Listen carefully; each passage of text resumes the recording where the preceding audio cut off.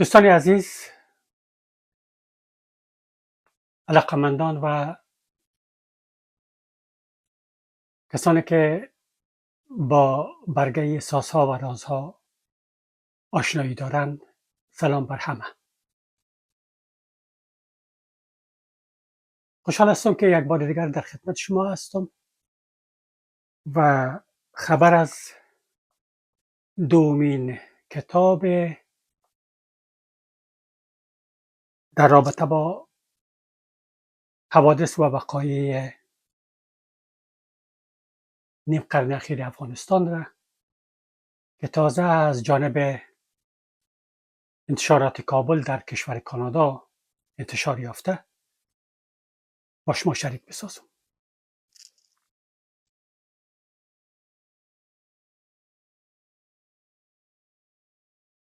باید گفت که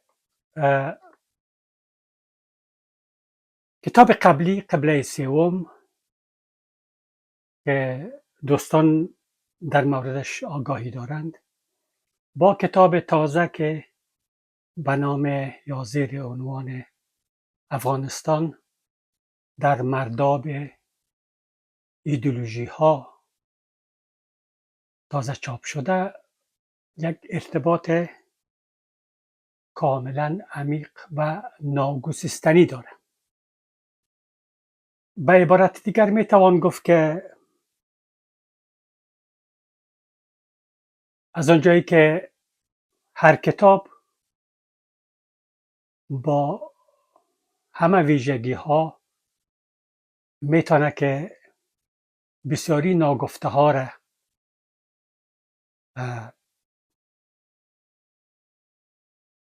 یا از یاد نویسنده بره و یا مجال برای انتشار همه نباشه، لذا میتوان گفت که قبله سوم یک آغاز بود و ما خواستیم که ناگفتنی های که در قبله سوم باید گفته میشد را در کتاب دوم، یعنی افغانستان در مرداب ایدئولوژی ها، بازتاب بدیم. جای شک نیست که در این پیروزی ما همه شما عزیزان را، حدود 17,000 فالووری که یا عزیزانی که این برگه را تعقیب میکنند، ما شریک میدانم. حمایت شما، تماسهای همیشگی شما بوده که مرا قوت بخشید تا نوشتن کتاب دوم که در حقیقت ادامه قبله سوم است، این توفیق به ما دست بیابد. اما قبل از اینکه وارد جزئیات مسئله شوم و در مورد چگونگی های کتاب خدمت شما عرض بکنم، باید گفت که هر تفکر، هر نظریه، هر کتاب در پالوی موافقان مخالفان خود داره. هیچ جای شک نیست و ما به هیچ صورت نباید توقع داشته باشیم که همه تایید بکنن، همه موافق باشن با گفته های ما. ولذا همان گونه که با قبله سوم بعضی دوستان ناموافق بودن، بدون شک با کتاب دوم هم ایده موافق نخواهند بود و یک مسئله کاملا طبیعی است. مثل که ما نشانه های انگشت متفاوت داریم، افکار و عقاید متفاوت همچنان داریم. باز به خصوص در کشور کثیر ملیتی افغانستان با او ابعاد دشوار و جانسوزی که در طی بیش از نیم قرن ما تجربه کردیم و داریم، هیچ توقعی نیست که همه یکسان بیندیشند. حتی طرفداران یک مفکوره. ما دیدیم، همه که میگیم ما بیشتر از دامن خود سوختیم، خب به این معناست که یکی از عوامل شکست های ما هم دری بود که مردم بیرون یا بیطرف ها رو یک طرف بگذاریم که حتی کسانی که در قدرت بودن و حزبی بودن و پرچمی و خلقی بودن، اونا هم در بسیاری موارد با هم موافق نبودن، مخالف بودن و مخالفت ها تا آنجا ادامه یافت که حتی میتوان آن را خودکشی نامید. به هر حال داستانش طولانی است و دوستان تا حدودی هم در جریان هستند. آن چیزی که میخواستم قبل از معرفی کتاب عرض بکنم این است که بعضی دوستا بعضی کلمات یا اصطلاحات را به کار بردن که تقریبا نامعجز است ولی آشنا است و او عبارت از این که گویا این کتاب عقده‌مندانه نوشته شده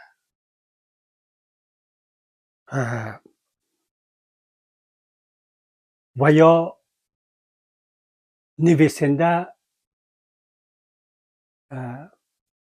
به انحراف فکری مواجه است و یا هم یک اصطلاح بسیار عام و معمول و آشنا که گویا نویسنده حال غرب زده شده، از خود بیگانه است. عزیزان، بیاین که بسیار صاف و سچه و وطنی عرض بکنم و بسیار ساده و بی تکلف بگویم برای شما که ما در هر دو کتاب، خب مقالات اگر بگوییم که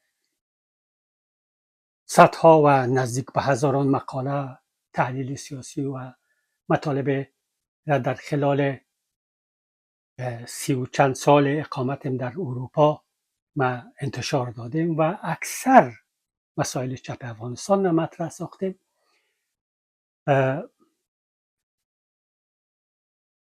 در این مسائل هیچگاه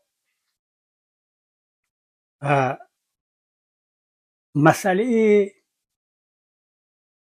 پشیمانی از گذشته مطرح نبود. من از دوستا دعوت میکنم که به همین اشتهای ما برین، به مقالات من، تحلیل های من و به خصوص 3 کتابی که ما در جریان همی سالها انتشار دادیم که سرخهای سبز و سیاه، قبله سوم و کتاب آخری افغانستان در مرداب ایدئولوژی ها را مرور بکنین. اگر شما در جای یافتین که نویسنده یعنی ما نجیب روشن از گذشته خود ندامت دارم، از افکار سیاسی خود ندامت دارم و بر خطوط فکری خود تجدید نظر کردیم و گفتیم که نه من غلط کرده بودم، من حاضر هستم در حضور همه شما پوزش بخوایم و هر 3 کتاب خود را حذف بکنم و بگویم که با معذرت من غلط کرده بودم. من هیچگاه در هیچ جای، در هیچ مقاله و نوشته از افکار سیاسی خود، از آرزوها و آرمانهای سیاسی خود ما پشیمانی اظهار نکردیم. ما نگفتیم که بیاین که شفافتر و برهنه‌تر بگوییم. دوستان میفهمن که من یک آدمی هستم که بسیار صریح، بسیار صاف و پرسکنده میگم، کسی خفه میشه نمیشه دلش. دومین شخصیت مشهور حزب ما آقای سلطان علی کشمن در کتاب 2 جلدی یا 3 جلدی خود به صراحت میگه که ما معتقد به سوسیالیسم نبودیم. اعتراف میکنه، کتابش وجود داره.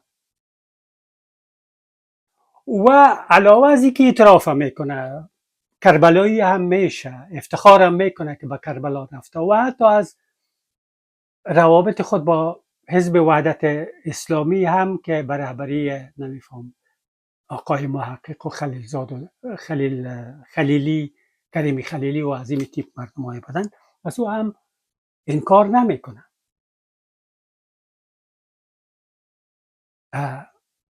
و افراد دیگه که اصلا ارزشش نداره که حال من از اونها نام بگیرم، اینا همش در جریان این سالها ثابت ساختن و با بکرات گفتن که غلط کردن، توبه و استغفار گفتن، توبه نامه نوشته کردن، یا کربلایی شدن یا به خانه کعبه رفتن، 4 زن گرفتن یا 3 زن و 2 زن گرفتن و آنچه که تانستن و تا آنجا که توانستن هم در خدمت میدیای غرب قرار داشتن و تا تانستن از گذشته ها غیبگویی کردن و غیبت کردن و بدگویی کردن و همه ملامتی ها را سر حزب دیروز خود انداختن، در حالی که ما هیچگاه حزب دیروز ما ملامت نکردیم. ما همیش در تمام نوشته های ما یک چیز برجسته بوده و اویی که سوسیالیسم آینده بشر است، چی بخوایم چی نخواهیم. و اولین مرام حزب یا جریان دموکراتیک خلق یک مرام واقعا بجا و در حقیقت بازتاب شرایط عین‌گزینی امو زمان بود که متاسفانه به انحراف رفت و از او تخطی ها صورت گرفت و فرجامش ما دیدیم که عاقبت با کجا کشید. لذا ما هیچگاه بالای اهداف نخستین و اساسی حزب دموکراتیک یا جریان دموکراتیک خلق افغانستان سوال نگذاشتیم. سوال ما همیش روی منحرفین، شخصیت هایی بوده که اونها نه تنها مرام و برنامه های او جریان دموکراتیک را زیر پا کردن، تخلف کردن، انحراف کردن، به تعیاش رفتن، به عیاشی رفتن و از مقامات دولتی سوء استفاده کردن و که متاسفانه ماجراها به شمار است و ضرور نیست که به جزئیات بریم. لذا در تمام نوشته ها و مقالات من انتقاد بالای شخصیت ها بوده، فیگورهای سیاسی بوده، نه روی ایده ها. ما یک بار دیگر براتون میگم، با تکرار میگم که اگر از نام من نجیب روشن در یکی از مقالات و نوشته ها گفته شده باشه که سوسیالیسم یک ایده غلط و انحرافی بود، من تماما مقالات خود را 3 کتاب خود حذف میکنم و شما هم معذرت میخوایم. من هیچ گاهی گپ نزدم. لذا چگونه میتوان قبول کرد که بعضی دوستای بیمار ما میگن که این عقده داره؟ عقده از چی دارم؟ عقده را خب کسی داره که او به مدارج بالایی نرسید. او مدعیه که عضو کمیته مرکزی بود و میخواست که عضو بیروی سیاسی شود، رئیس بود ولی میخواست وزیر شود. ولی ما خود یک سپاهی بودیم، یک سپاهی گمنام حزب که در حقیقت گستاخی های من که من وقتی به اروپا آمدم و مجله آزادی را برا انداختم و تا امروز می نویسم، خب ناشی از سکوت و انحراف امی بزرگمردای دیروز است که به اصطلاح بسیار عفو میخوایم قول گفتن، منحرف شدن و نتانستن که از آزمون زمان بدر شوند. ولذا او قضاوتی که گویا من عقده‌مندانه نوشته میکنم یعنی چی؟ یک سپاهی، یک ما معمولا برای صفوف یک اصطلاح داشتیم میگفتیم ما یک سپاهی حزب هستیم. واقعا ما یک سپاهی حزب بودیم. ای که چگونه به یکی دو درجه بالاتر رسیدم و به عضو نهایه شدم و مسئول تبلیغ و ترویج و در پایان هم به حیث کارشناس کمیته مرکزی آمدم. یه هم یک داستان خود داره که اجالتا از جزئیاتش میگذریم، ولی با همه گپاش ما یک عضو عادی حزب بودیم ولی معتقد به همون مرام اصلی حزب، یعنی سوسیالیسم. من به ترس و به هراس براتون میگم سوسیالیسم آینده بشر است. همین لحظه شما ببینید دنیا با کجا میره. همین لحظه در شب و روزها خبرها از چه قرار است؟ آیا آبرو و عزت و نام دیگه برای نیولیبرالیسم امریکا مانده؟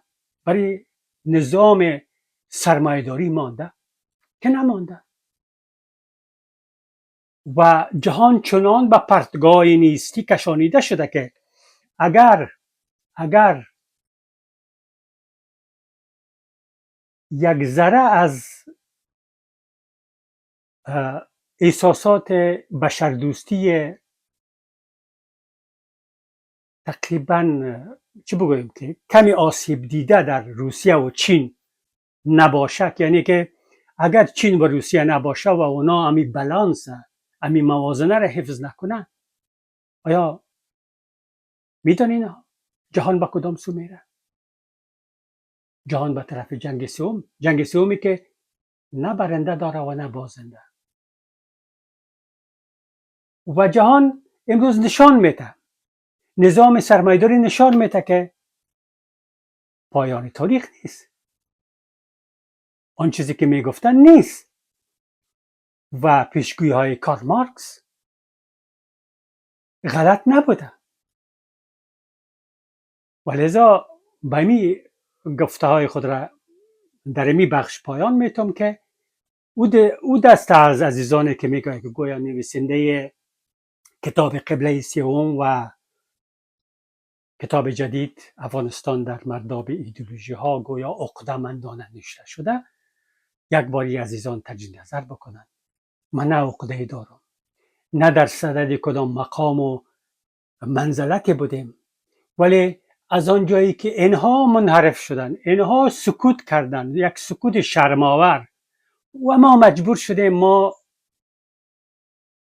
و امثال ما که با وصفی که شاید هم تواناییش نداشتیم، ولی خب هرچی بود به حساب تلاش کردیم که حداقل یک کاری بکنیم و بدون شک کارهای ما برجسته و نهایت شریفانه و انسانی بود.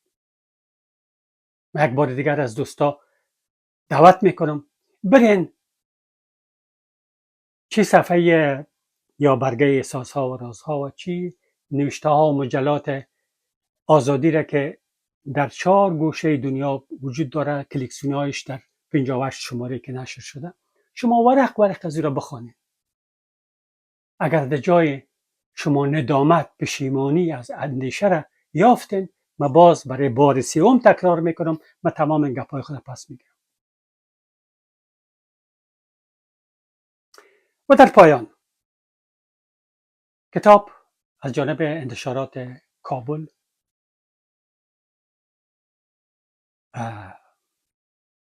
آماده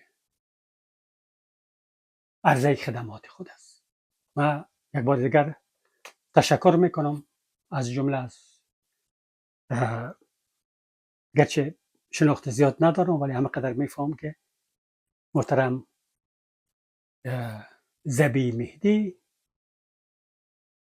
که مسئولیت این مؤسسه داره، یک بار دیگر مرا افتخار بخشید و کتاب دوم را به چاپ رسانید. کتاب بر روی صفحه وجود داره، قیمتش هم زیاد نیست، با مخارج پستی در مجموع $23، یعنی $23 امریکایی، شامل مخارج پستی است که فکر نمی کنم پول گزافی باشه برای او کسانی که واقعا میخواین با بخشی از واقعیت‌های دیروز آشنا شوند. ناگفته نمانه که ما هیچگاه ادعا را نکردیم که ما یگانه کسی هستم که واقعیت‌ها را میگم. نه، ابدا. این واقعیت‌ها گفته شده بارها، ولی شاید در بعضی حالات امتیازی که من دارم این است که ما بدون معامله و بدون کرنش و بدون گذشت و بدون ترحم بر این و آن به عمق مسائل رفتیم.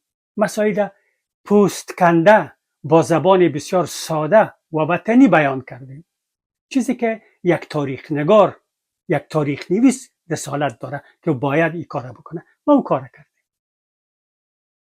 از هیچ کس دفاع نکردیم، از هیچ کس بر هیچ کسی رحم نکردیم و هیچگاه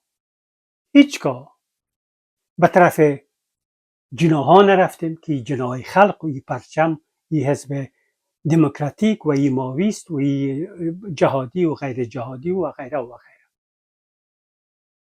و مثابه یک شاگرد تاریخ که هیچگاه من ایدهارم نکردیم و نخواد کردم و همیش خود به حیث یک شاگرد خطاب خواد کردم، من می گستاخی را کردیم که اگر به باب و مزاج بعضی دوستا که خودم میشناسن جور نمیاد دیگه، من چی باید بکنم؟ من برای دوست و استاد معظم دکتر سرهنگ که من مونوگراف یا تیزیس دیپلم خود را دفاع میکردم این وعده را داده بودم که من به خاطر واقعیت‌های تاریخی هیچ نوع معامله، حتی پیوندهای فامیلی را در نظر نخواهد داشتم. خوشحال هستم که ما تا امروز از او وعده خود ما فراتر نرفتیم. تشکر از توجهتان. با امید از اینکه این کتاب را یک بار به دست بیارین. نمیگم که شما با بسیار مسائل خارق‌العاده مواجه خواهد شدین، ولی را با جرات گفته میتونم که با مسائل نو شما مسائل نوی را شاید بخوانین که براتان جالب خواهد بود. و یک چیز دیگر هم باید علاوه بکنم در آخر که اگر کسانی دوستان و عزیزانی که میگن که گویا ما با این گفتار موافق نیستیم، گویا عقده‌مندانه است، غلط است، درست نیست، من دوایی ندارم. دا گز دا میدان. بیاین در یک فضای بسیار صمیمانه و دوستانه و مناظره بپردازیم. اگر ما غلط گفتیم شما واقعیت بگویید. هدف چیست؟ هدف شکست سکوت است. من پیشتر عرض کردم که یکی از گستاخی های ما امی بوده که ما امی سکوت شکستنده، امی چی میگن، اما اصطلاحش طلسم شکستاندیم که گویا یک سپاهی، یک عضو عادی در برابر یک رهبر میخزه. این چیز واقعا یک طلسم، یک شکستن طلسم بود در درون چپ افغانستان. چیزی که 4 رهبر گفت و میگفت چون خط قرآن مقدس بود و ما با معذرت که اینجا هدف ما از زیر پا کردن او گفته ها جنبه مذهبی پیدا نکنه، یک شکست طلسم،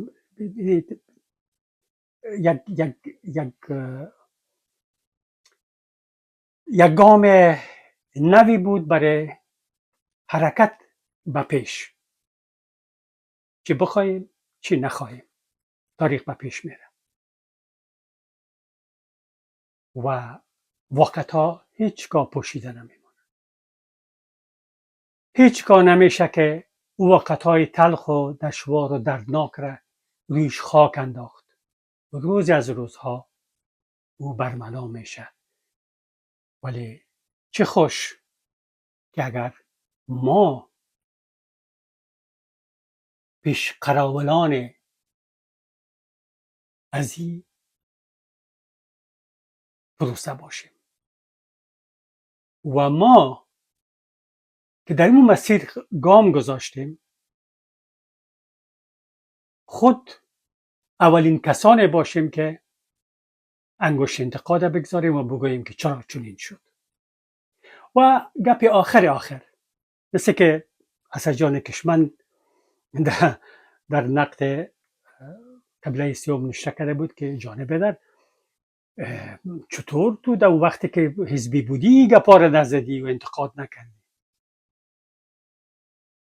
دوستای عزیز قبول دارین گپ کشمنده؟ گپ حسن جان قبول دارین؟ که من میتونستم در زمانی که حزب دموکراتیک یا که بعد از او به حزب وطن تغییر نام کرد در قدرت بود، من میتونستم یک جلسه بخیزم و بگویم که رفیق کارمل یا رفیق ترکی یا رفیق امین یا رفیق نجیب این گپ تو غلط است، این گپ صحیح این چیز است. کسی میتونست؟ ما بارها گفتیم که نه تنها سیاست کشورهای غربی که امروز 80 یا 90% استخباراتی است، بلکه احزاب چپ دیروز هم بیشتر از کشورهای غربی استخباراتی بودند. حزب دموکراتیک خلق افغانستان از و خصوص بعد از به قدرت رسیدن به یک نهاد نیمه استخباراتی تبدیل شده بود. هر سازمان اولیه در محل کار خود یک شعبه استخبارات بود. قبول دارین؟ اگر ندارین من دیگه دعوا ندارم. و اگر قبول دارین پس قبول بکنین که کس نمیتونست برخلاف رهبرها و برخلاف حزب گپ بزنه. هزار راه برش جور میکردن و به نوی از انواع کیکت اوت دور می انداختن. خوشبخت کسی بود که حداقل زنده بانه، ولی کسانی هم بودن که به خاطر یک انتقاد زندگی خود از دست دادن. از نامش میگذریم تا صحبت های آینده. صحت و سلامت باشه.